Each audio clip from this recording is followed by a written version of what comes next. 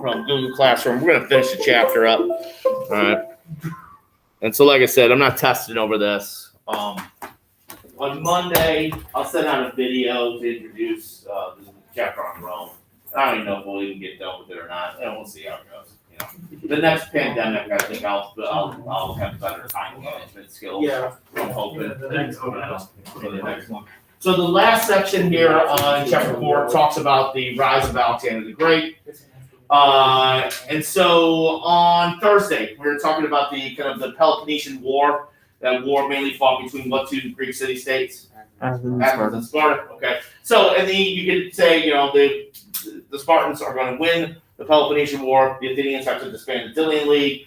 All right. Sparta, though, only really kind of holds on to like kind of that dominance for about a year. And there's another combined forces that many of them had fought with the Spartans in the Peloponnesian War, like the Corinthians and the Thebans that turned against them. So for about a 30-year period or so, we find no Greek city-state kind of dominating the kind of geopolitical Greek world at that time, right? So this leaves what we call a vacuum open to be filled, and it's filled by an unlikely kind of state just to the north of the central Greek city-states, and that's Macedonia. All right, so Macedonia is a kind of traditional kind of kingship, all right? To a lot of the Greeks, like the Athenians, the Corinthians, and such, the Macedonians are kind of hillbillies. They're Hoosiers, right? Commoners in Macedonia probably, I mean, it's debated whether it's actually Greek at this point. It's definitely a different dialect of Greek. But Macedonian nobles kind of consider themselves to be Greek, all right? Matter of fact, they have their children kind of raised and kind of taught Greek. They identify themselves as Greek. They speak kind of more kind of Athenian-style Greek, all right? Now, just to kind of make sure, like when I was talking about this beginning of this course here, like Americans here, like are already some of you guys are already trying to kind of fight your way to stay awake through this, and I get it. Like history, a lot of times for Americans, it happened yesterday. Let's move on, keep it moving and stuff. But in other parts of the world, that's not necessarily the case. So there's a modern-day country, Republic of Macedonia. All right, that was established after, like, in 1991. There was a country called Yugoslavia. All right, I don't know if you ever heard of Yugoslavia. All right, it was a communist country, but it wasn't what we call a satellite nation of the Soviet Union. But when communism fell in the Soviet Union, Yugoslavia had a similar situation because Yugoslavia was made up of these various kind of ethnic states. All right, so we see like a lot of these states kind of asserting their independence, like Croatia, right, and Bosnia and Herzegovina. All right, the reason why St. Louis has a sizable Bosnian population was because of that war in the former Yugoslavia at that time. All right, then we see the state of Serbia emerge. One of those states that broke off was Macedonia. All right, and so Greece, though, refused to recognize Macedonia because they felt they were biting off their history. All right, because the Republic of Macedonia, the former Yugoslavian Republic, is actually the ethnic group made up of Slavs. All right, so just last year they came to an agreement because Greece was preventing Macedonia from joining the EU and joining NATO and stuff like that. They just came to an agreement that the Macedonia that was like the Republic of Macedonia is now known as North Macedonia. All right, and then there's a state within Greece, a kind of a Greek federal state called Macedonia. The mainly deal is the Greeks didn't want the kind of current Macedonians to bite off on their history, all right, and their connection to Alexander the Great. So that was like we were saying, like kind of like just like even something innocuous about naming a country, all right. Still, history still has its ramifications, right? So the Macedonians, like I said, are going to take advantage of this kind of vacuum that's created, all right. The king that is going to kind of see himself as the new leader of the Greek world is Philip II. All right, and so Philip II, who basically, he speaks Athenian Greek and stuff like that, sends troops down into the Greek central state, and there's a battle called the Battle of Coronea, all right, which is mainly fought between Macedonia and the combined forces of Athens and Thebes. Although the Thebans are probably the more powerful military at this time. The Thebans had they had an elite military corps called the Band of Thebes, which was made up of basically the soldiers were all partners, male lovers, all right? And they were like the fiercest kind of like soldiers at the time in Greece. They were completely wiped out at the Battle of Coronea, all right? And so what ends up happening after Coronea, then he moves on to Corinth, all right? There's Philip II. Now, usually they show him his left side, his right side, he lost an eye in battle, all right? And so after defeating Corinth, something established called the League of Corinth, which basically kind of cloaks Philip's kind of military dominance in diplomacy.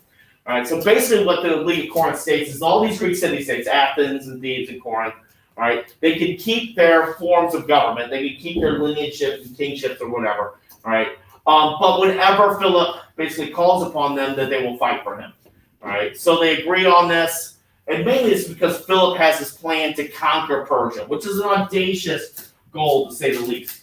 However, he's not able to fulfill this. In 337, at his wedding reception, right, Philip's second marriage here, he's murdered by a former bodyguard, that, and in the process, in the kind of the confusion, Alexander, his eldest son, and his kind of associates end up killing the guy that kills his father.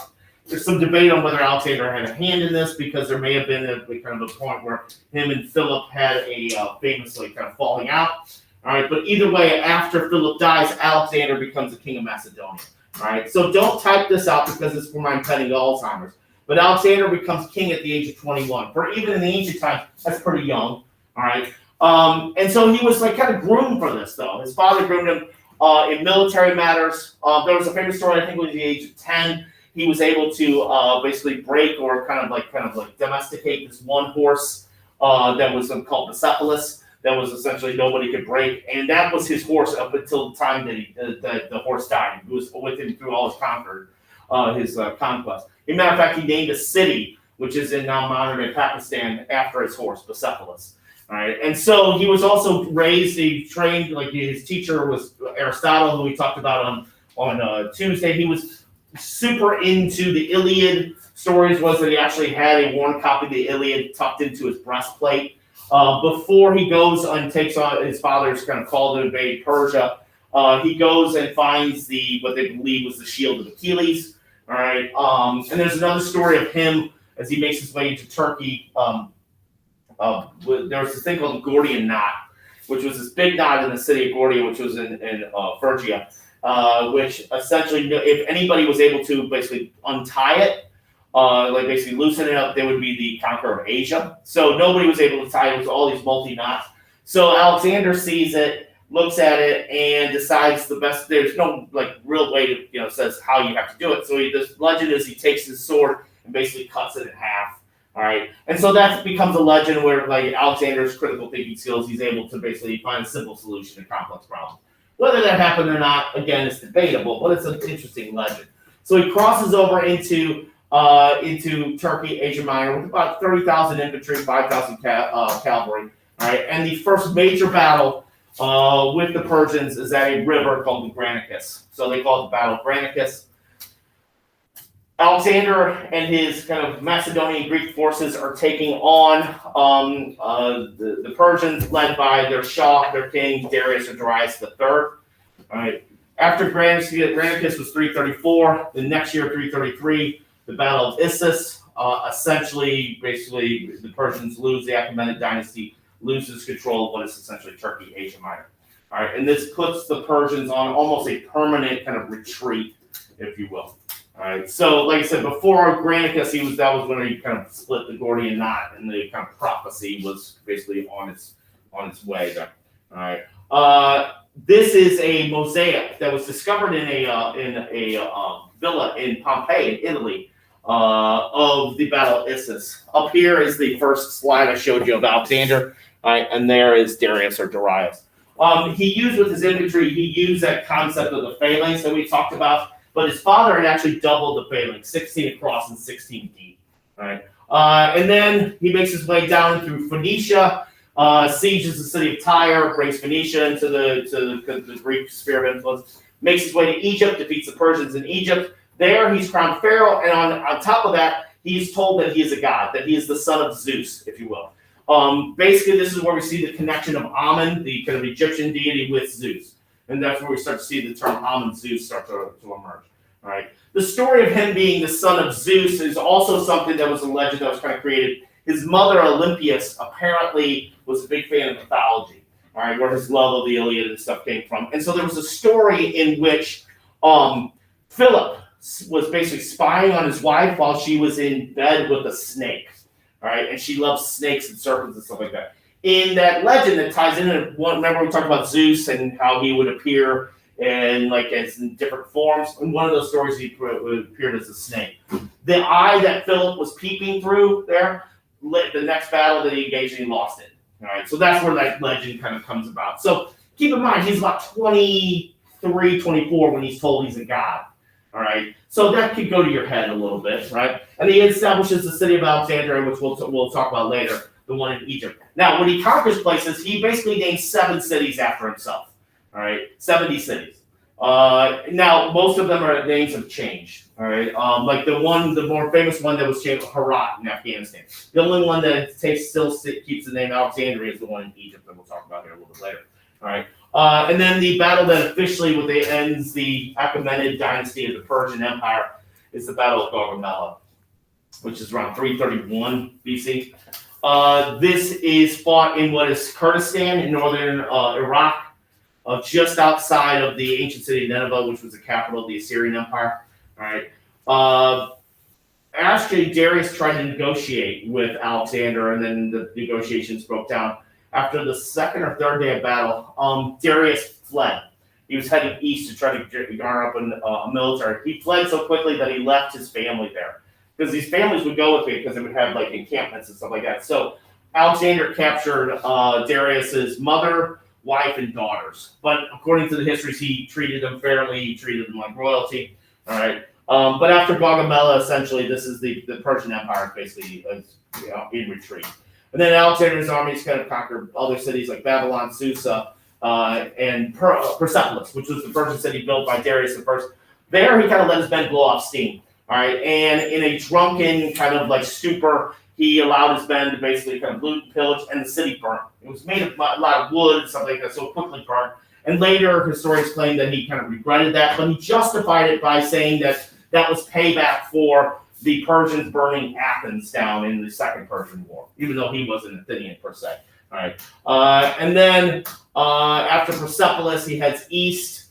And in that time there, Darius is captured by one of his satraps, a guy named Bessus, and is murdered. This ticks off Alexander. So according to legend, when he captures Bessus, he basically takes the tops of 2 trees, has them brought down with ropes, right, and then ties Bessus's arms and legs to this said trees, all right, and then cuts the ropes, and the trees go back to their original state, and Bessus is torn in half. All right. The reason that he does that is that only kings kill kings. All right. And so later, though, other satraps that Alexander came in contact with basically surrendered. He kept them on in some kind of administrative capacity. Probably if Alexander was going to govern, he was going to govern very much like a kind of a Persian Shah. All right. Then he heads east, conquers Afghanistan, and reaches the Indus River in Pakistan and India. There, he takes on armies that had elephants, although the Persians also at Gaugamela had elephants as well. A battle of Hespernia River, his horse, Persepolis, dies. All right. He is injured as well. And then his men are basically, that's it. We can't go any further. All right. This is the extent that we're going, because there's going to be like basically a revolt. So he heads back to Babylon. This is essentially the area that he's conquered. All right. Stretching from Greece through Egypt all the way into India. All right. The Roman Empire will basically kind of have a similar kind of geographical size, and then after that, the Mongols. All right, and so Alexander, though, doesn't get to govern this. All right, he heads back to Babylon. Babylon's kind of the de facto capital. The story was he was planning on invading kind of probably the Arabian Peninsula, maybe heading a little bit further west in there, but he catches a fever. And back then, there was no acetaminophen or Tylenol and stuff like that. Fevers could kill you. So he ends up dying at the age of 32, which is, you guys may not sound, it's pretty young. All right, it may not sound young to you guys, but 32, accomplishing all this stuff at 32. He probably, it was mainly probably from an injury, but again, he lived pretty hard. He fought on the front lines with his men, like basically slept like his men did in many cases. He was a heavy drinker. In one story, he actually kills one of his generals in a drunken brawl. And this was a general that actually saved his life in an earlier battle. All right. So he does have an infant son that he has with a Persian woman. All right. But that son dies, probably murdered, all right? And what ends up happening is that his generals fight amongst themselves briefly and then divide the empire up amongst them, all right? So Antigonus, his general Antigonus gets control of basically Macedonia, their homeland. And then in chapter 2, we talked about the Ptolemaic dynasty, the last dynasty in Egypt that was established by the general Ptolemy I. Seleucus, who we talked about in chapter 3, establishes what they call the Seleucid Empire there. This was based in Babylon, but controlled areas in Turkey and in the Far East to Pakistan and India. They remained the preeminent power like places like India and Pakistan until the arrival of the Mauryan Empire. And then each of these generals kind of rules as a separate emperor, all right? They kind of rule separately. So while he creates he conquers this large territory, he's never fully able to govern this. All right, the Romans are able to govern their large territory, if you will. All right, so this is essentially kind of the breakdown of the three states. All right, and like the Seleucids are going to last up to the Roman times. Same thing with the Ptolemies. All right, what we see here is that Alexander also encourages his men to stay in these places. All right. Like I said, he was like in Babylon. He was wearing purple and stuff like that. He was probably going to govern like a Persian Shah. He's basically just going to insert himself into Persian means of governing there. And so what we see is this mixing of Greek and other customs, Eastern Egyptian customs, called Hellenism, named after what the Greek name for Greece, Hellas. All right. The city that kind of exemplifies Hellenism is the city of Alexandria in Egypt. All right. At one point, they believe this is where Alexander was buried. Ptolemy apparently basically hijacked the funeral cortege of Alexander, but his body's been lost to history. It's built in a Greek style. There's amphitheaters there, gymnasiums, stuff like that. But the big attraction there, you had a big the lighthouse, which was had been lit there, called the Pharos there, which was one of the wonders of the ancient world, and a library. All right. The Library of Alexandria housed the most amount of scripts, all right, scrolls and stuff like that. I'm going to show you this little video that talks about the importance of the Library of Alexandria. It was kind of like the internet of its day.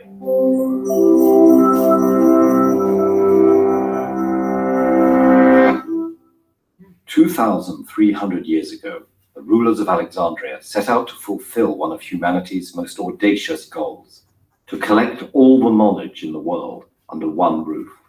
In its prime, the Library of Alexandria housed an unprecedented number of scrolls and attracted some of the Greek world's greatest minds. But by the end of the 5th century CE, the Great Library had vanished. Many believed it was destroyed in a catastrophic fire.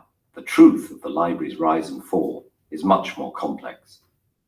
The idea for the library came from Alexander the Great. After establishing himself as a conqueror, the former student of Aristotle turned his attention to building an empire of knowledge headquartered in his namesake city. He died before construction began, but his successor, Ptolemy I, executed Alexander's plans for a museum and library. Located in the royal district of the city, the Library of Alexandria may have been built with grand Hellenistic columns, native Egyptian influences, or a unique blend of the two. There are no surviving accounts of its architecture. We do know it had lecture halls, classrooms, and of course, shelves. As soon as the building was complete, Ptolemy I began to fill it with primarily Greek and Egyptian scrolls. He invited scholars to live and study in Alexandria at his expense. The library grew as they contributed their own manuscripts, but the rulers of Alexandria still wanted a copy of every book in the world. Luckily, Alexandria was a hub for ships traveling through the Mediterranean. Ptolemy III instituted a policy requiring any ship that docked in Alexandria to turn over its books for copying. Once the library scribes had duplicated the text, they kept the originals and sent the copies back to the ships. Hired book hunters also scoured the Mediterranean in search of new texts, and the rulers of Alexandria attempted to quash rivals by ending all exports of the Egyptian papyrus used to make scrolls. These efforts brought hundreds of thousands of books to Alexandria. As the library grew, it became possible to find information on more subjects than ever before, but also much more difficult to find information on any specific subject. Luckily, a scholar named Callimachus of Saroni set to work on a solution, creating the Pinex, a 120-volume catalogue of the library's contents, the first of its kind. Using the Pinex, others were able to navigate the library's swelling collection. They made some astounding discoveries. 1600 years before Columbus set sail, Eratosthenes not only realized the Earth was round, but calculated its circumference and diameter within a few miles of their actual size. Heron of Alexandria created the world's first steam engine over 1,000 years before it was finally reinvented during the Industrial Revolution. For about 300 years after its founding, in 283 BCE, the library thrived. But then, in 48 BCE, Julius Caesar laid siege to Alexandria and set the ships in the harbor on fire. For years, scholars believe the library burned as the blaze spread into the city. It's possible the fire destroyed part of the sprawling collection, but we know from ancient writings that scholars continued to visit the library for centuries after the siege. Ultimately, the library slowly disappeared as the city changed from Greek to Roman, Christian, and eventually Muslim hands. Each new set of rulers viewed its contents as a threat rather than a source of pride. In 415 CE, the Christian rulers even had a mathematician named Hypatia murdered for studying the library's ancient Greek texts, which they viewed as blasphemous. Though the Library of Alexandria and its countless texts are long gone, we're still grappling with the best ways to collect, access, and preserve our knowledge. There's more information available today and more advanced technology to preserve it, though we can't know for sure that our digital archives will be more resistant to destruction than Alexandria's ink and paper scrolls. And even if our reservoirs of knowledge are physically secure, they will still have to resist the more insidious forces that tore the library apart. Fear of knowledge and the arrogant belief that the past is obsolete. The difference is that this time we know what to prepare for. So this was also not just a place to kind of store scrolls and documents and stuff like that, but it was also kind of a think tank, a place for intellectuals to go and kind of test out theories and such. So the video talked about Eratosthenes kind of calculating your circumference there with a few miles. Aristarchus is another intellectual from Alexandria who kind of advanced the theory of kind of what we call the heliocentric model, which something that is like debated all the way up to the time of Galileo, right? And then a little bit later, kind of during the time of like kind of the Roman era there, but still at the time of the kind of the Alexandria's kind of an intellectual hub there, is a not to be confused with the Ptolemaic dynasty, but there's a Ptolemy that's a mathematician. There's a Ptolemy who is basically the father of geography. The word geography comes from the Greek for the study of Earth, if you will. All right, and so he writes a book called Geography, which kind of is like one of the first books in the West that kind of deals with cartography for the most part. All right, and so we get some of the kind of earliest maps that show like kind of Europe and the kind of the Middle East kind of together in certain case here. They also talked about Hero or Huron, who kind of developed the first steam engine, which essentially wasn't really needed at that time. But it was basically, the Industrial Revolution could have occurred way earlier than it did, but slave labor was still pretty available. So you didn't need that type of labor with kind of machines and such. This is a map from Ptolemy's book Geography. You see Europe and kind of like Saudi Arabia and that, and Africa. There's some distortion like with England and India and such. All right, and then the mathematician Euclid came through there. Euclid is going to develop a book called Elements, which up through the Roman times was the standard textbook on geometry. And while not associated with the Library of Alexandria, but towards the tail end of the age of Hellenism is Archimedes. If you guys study physics or whatever like that, Archimedes is kind of mentioned like in the concept of like a displacement of volume of water and stuff like that. He had something called the Archimedes screw. He also built, he lived on the island of Sicily in Syracuse, so he built for the king of Sicily a number of like legendary kind of like weapons to protect the city from sieges. One, there was literally a claw. They called it the claw or the ship shaker. That would basically grab ships and kind of like disrupt them like that. And then the use of mirrors and optics There was one story, there was this big mirror that when the sun would basically kind of, you'd be able to angle it with the sun, and then the rays would hit a certain angle, and then they could reflect back onto a ship and cause a fire on the ship. I think Mythbusters did an episode on that, but I don't think it actually happened, if you will.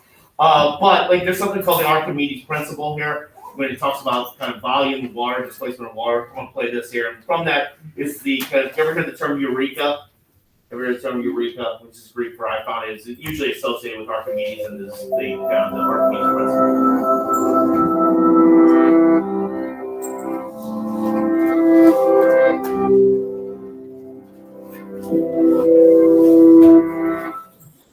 Some of the best opportunities to learn are the moments in which we are perplexed. Those moments in which you begin to wonder, question.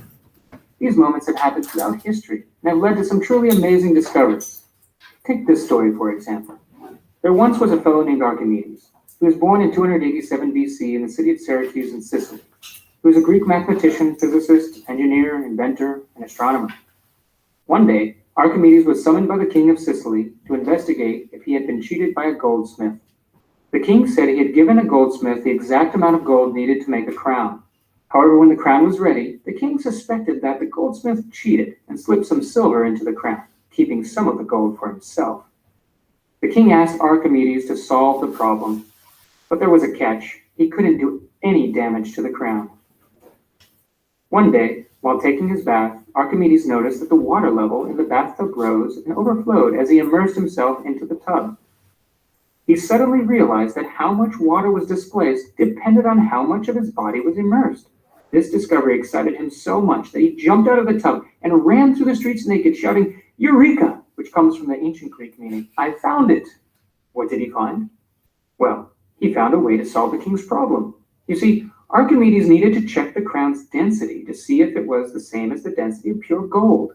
Density is a measure of an object's mass divided by its volume. Pure gold is very dense, while silver is less dense. So if there was silver in the crown, it would be less dense than if it were made of pure gold.